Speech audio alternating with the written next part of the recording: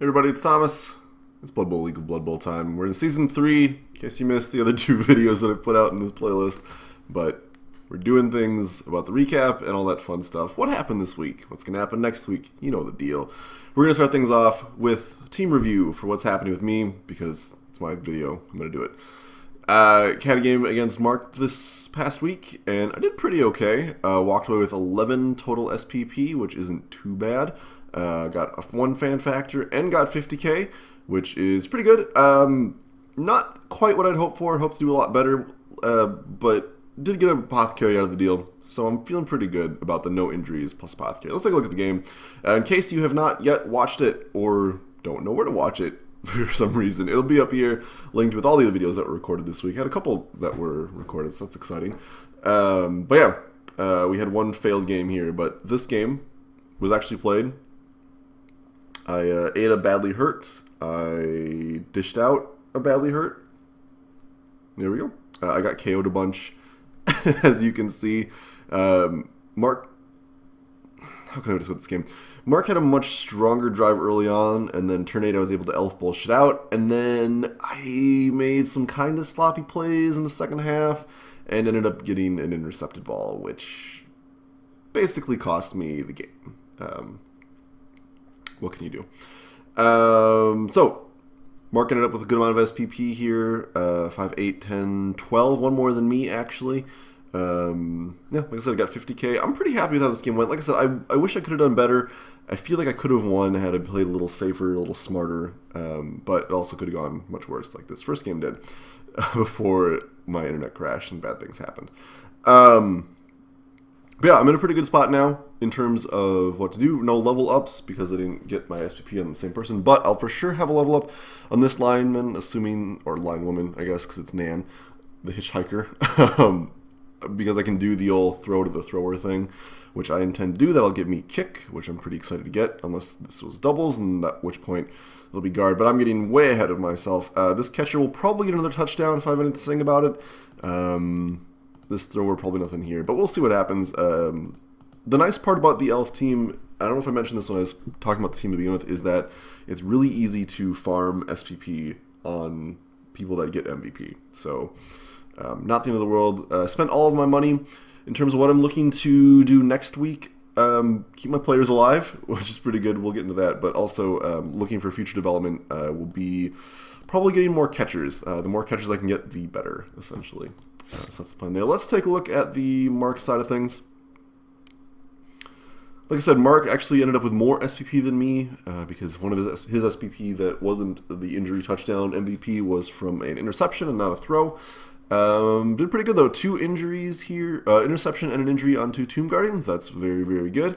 Managed to get a touchdown with the throw raw, and this blitz raw got MVP, so that's very, very good. Blitz raw getting an injury is relatively likely, I think. And the throw raw will obviously, assuming Mark scores a touchdown next week, will do just fine. Mark got a ton of money. He got 80,000, which is really, really good.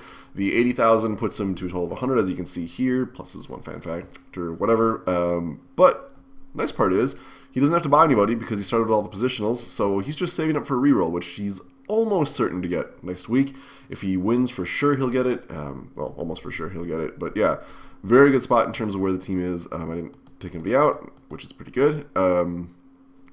Yeah, we'll see what happens here.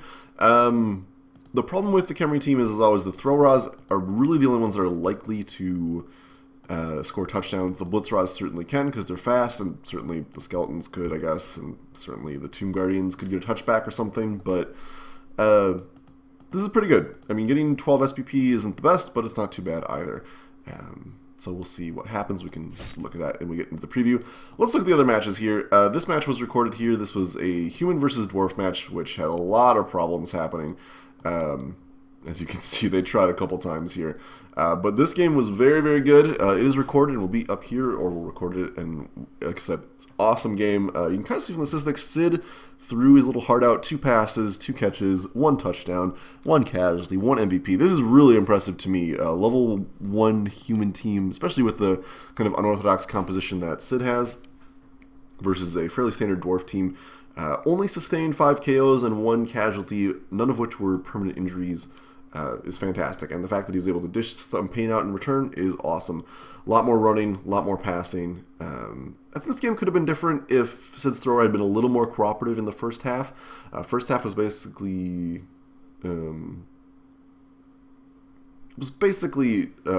a lot of delaying tactics. Orville could have been a little more aggressive as well, I think, but he's confident in how he played, and nothing wrong with it. Sid got his touchdown on some very crafty throw-in play, so what can you do? Yeah, definitely a good game. It was really fun to watch, so I recommend doing that. Let's take a look at, Sid got 80,000, which is amazing. In terms of what we got here, got a level up on the catcher, thanks to MVP and the touchdown. Gave him block, which I think is definitely the good call. Getting blodge catch on a 2-strength player is fantastic. Not a plus agility thing, but hey, you can't have everything. Other SPP, we had some throwing done by the thrower naturally, a thrower done by a blitzer, which is always good, and a lineman here got the injury, so not too bad. Gotta be a little careful that the catchers don't hog all the SPP, but as much throwing as Sid is apparently going to do, I don't think it's going to matter too much. In terms of what to do, he mentioned he's going to buy his apothecary, which I think is good, and then probably saving up for the third reroll, I guess would be fine. He's got enough team rerolls where maybe he doesn't need to. By team, I mean player rerolls, sorry, with block, pass, and catch. So he might not need it, and dodge as well. But he might not need to buy a third reroll right away, but I think it's the safer call. Getting it earlier will help just long term. But yeah, very, very nice. Said the Ogre didn't get a touchdown or anything like that, but the Ogre did manage to have some yards running, which is always good. That's pretty amazing in and of itself. Let's take a look at the development Orville had here. Not a lot of SPP for Orville. I didn't really go over that here, but only 7 in total. So one from the casualty, 1 from the MVP. It's a dwarf team. What can you do? 50k though, not the end of the world. Got the level up on the blocker, which pretty lucky, all things considered. Guard, I think, is the only really choice to get. Even if he gets a doubles roll, I don't see any advantage that guard wouldn't be better for. He was complaining that it wasn't on one of his positional pieces, but guard is going to make this team a lot better. I will say that this result here is why I question the use of the apothecary. The dwarf team is so sturdy right off the bat that I think starting with the apothecary is a little bit of a mistake. Because right now he could have 3 rerolls and an apothecary, as opposed to he can't really do anything with this money just yet. Still, it's not the end of the world. It's certainly, not a bad thing. He can certainly probably have it next week, and it's not like he has to buy any players, barring any horrific injuries that happen. So it's fine. Yeah, team's definitely still scary because it's still dwarf, and they can hit incredibly hard. I will also mention that the Troll Slayers did a great job on the Ogre. Absolutely zero problems there. This game, Orcs versus Lizards. Gradick was telling me she was a little nervous going into this matchup because her practice matches had not yielded a lot of results here, but did just fine, it would seem here. 60,000 total, not too bad. 2 touchdowns, 2 casualties, and an MVP. Really, really good. Beat up a Saurus and a Skink from what she was saying, and yeah, 1 touchdown for the Lizards, 1 MVP, and no casualties. So not a great game for the Lizards. Only 8 SPP compared to the ridiculous, well, not ridiculous really, but the very high amount that is 15 for the Orcs. I believe that is our highest amount of SPP generated for a single game, which is not too bad. Yeah, what I can say here? Looks like, all things considered, just more hitting was better. Failed dodges here. From what she was telling me, the Jessup really underestimated or overestimated how well his Skinks could pick up the ball. And, brand new player, you're going to learn these sort of things. Some things are just bad habits that you pick up as you play the game. So, hey, whatever.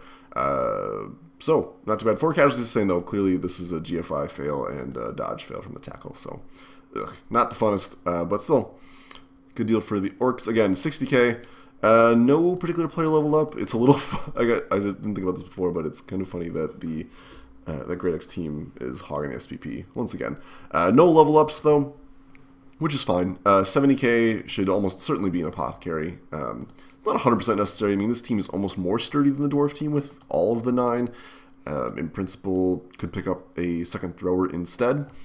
That's an option. I'm don't know who she's playing next week. I think, well, we'll get into that. But Apothecary might not be a bad idea anyway, just in case. Freak accidents do happen. And last but not least, let's take a look at actually definitely not last, and neither least, let's take a look at the Lizard team.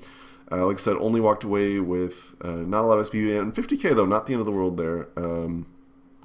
Skink is missed next game, which is kind of annoying, since Skinks do most of the ball running, and yeah, but not a lot of change in team value since we'll get a replacement Skink for the Skink that is out. MVP went to a Saurus, which is good.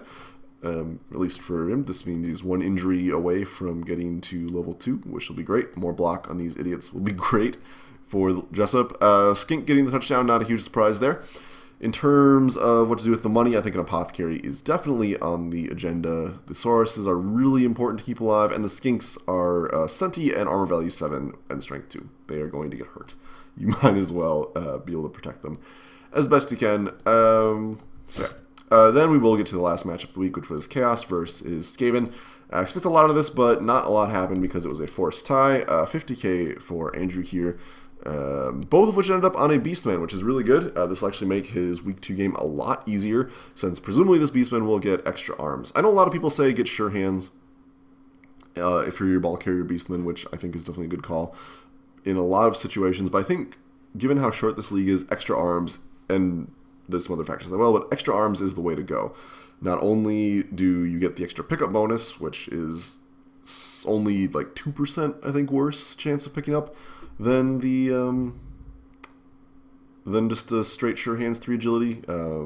You also get chances to intercept. You can do handoffs better because you get +1 to catch. I think extra arms is the way better way to go for developing ball moving Beastmen, which presumably he'll have 2 or 3 of. The rest of these will get like guard or block or horn or claw or some crazy thing. Who knows? There's lots of fun things you can do with Beastmen here, because as you can see, mutation, strength, and general on normal rolls here. Even if he gets a doubles roll, I would still go for just the regular mutation rolls. There's just so many good things that, I mean, I guess dodge wouldn't be the end of the world to get. I don't know. That's a separate question altogether, though. Presumably it'll just be a normal roll, though. Kind of annoying that this game didn't get played just because these people need SPP really badly, and I'm guessing getting the points into the Chaos Warriors probably would have been preferable for Andrew. But hey, not the end of the world. You got 50k. That means the Apothecary is doubtlessly coming out, which I know I mentioned for the Orcs and Dwarfs, you know, they have high armor, so they don't really need it, but considering that the Chaos team doesn't have any blocking skills at all, and you really are just trying to develop them, being able to protect your players as much as possible is key, especially this one, who will presumably be the ball carrier. Armor value 8 is not invulnerable. It's still pretty easy to squish. So getting an Apothecary, I think, is the way to go. And this team only needs to buy the Minotaur, and even then, the Minotaur, I think, is a relatively optional piece given how short the league is. I think it'd be a good thing to pick up, but hey, that's something to worry about later. So that wraps up for the week. Pretty good week overall. 2 games recorded, 3 games total played, so not too bad there. I was mostly right with my predictions. No, I was only right with one of them because humans won. Whatever. Oh yeah, I should look at Skaven team as well before I forget. Not a lot to say here. Only 30k for Chris, which is pretty bad. Not that he needs a lot. I mean, the second thrower would be nice. 4th gutter runner, obviously, as well, but already got 3 rerolls on Apothecary. Doing just fine there. Went to a lineman, which is pretty okay. Presuming the lineman can get some sort of SPP. Can certainly get kick a lot earlier. And the thrower got the touchdown, which is actually kind of nice as well, because gutter runners can hog SPP. So getting the thrower up to level 2 so they can get accurate or block or any number of things would be pretty good. I think accurate is probably the name of the game. Certainly increase the scoring power of this team, or the quick scoring power of this team. So let's look at next week. Ta-da! What will happen? We've got humans versus chaos here. Pretty interesting match. I'm going to give the edge to the human team, and the reason for that is quite simply these things called skills. The blitzers can bully the beastmen, the ogre can punch the warriors. There's a slight strength advantage that the chaos team will enjoy by the chaos warriors, but the just faster overall movement of this team and just the ability for this team to score a lot easier with the pass catch combos Not to mention this one. I mean, BBLoBB. I just don't see the Chaos team being able to really beat this team that hard. It's certainly possible. Chaos Warriors are really good, and they can certainly move the ball. We'll see. The higher speed of this team will help. It'll depend on how the dice go, how flashy Sid is feeling, all that fun stuff. Is Angie going to get any money? I don't think so. 120, assuming this is 170, so yeah, there won't be any money there since Sid's team is so cheap. It'll be, yeah, 1040, so nothing there to speak of. Yeah, I just think the human team's got the advantage here. Just the raw nerve skills at this stage of the game is still really advantageous, and this Chaos team is a lot slower. We've got Skaven versus Orcs here. Skaven suffer a little bit by not getting any progression here, which they probably would have gotten had this match been played.